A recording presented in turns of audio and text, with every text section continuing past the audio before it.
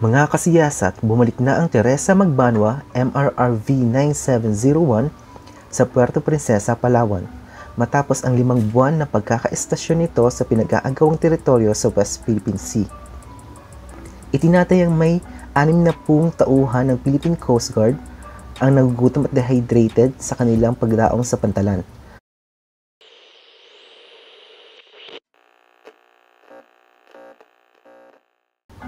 Mga kasiyasat, bumalik na ang Teresa Magbanwa MRRV 9701 sa Puerto Princesa, Palawan, matapos ang 5 buwan na pagkakaestasyon nito sa pinag-aagawang teritoryo sa West Philippine Sea.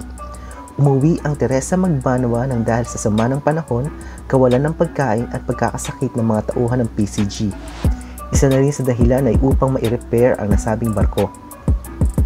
Itinatayang may 60 tauhan ng Philippine Coast Guard ang nagugutom at dehydrated sa kanilang pagdaong sa pantalan, ayon nito sa GMA News.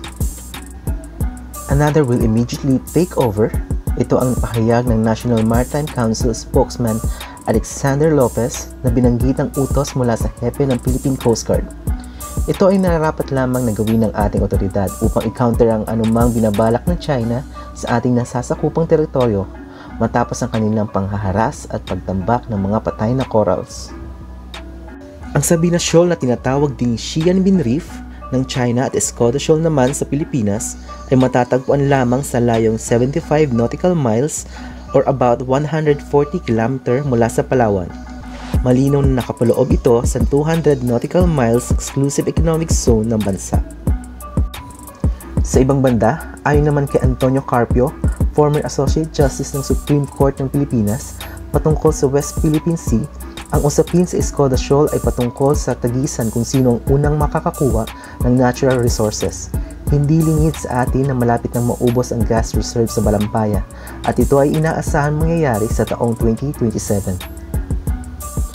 Ayon sa 2023 United States Energy Information Administration Report, itinatayang may katumbas na 5.4 billion barrels ng oil at 55.1 trillion cubic feet ng natural gas ang reed bank na matatagpuan northeast ng Spratly Islands, at ito ay malapit lamang sa Escoda Shoal.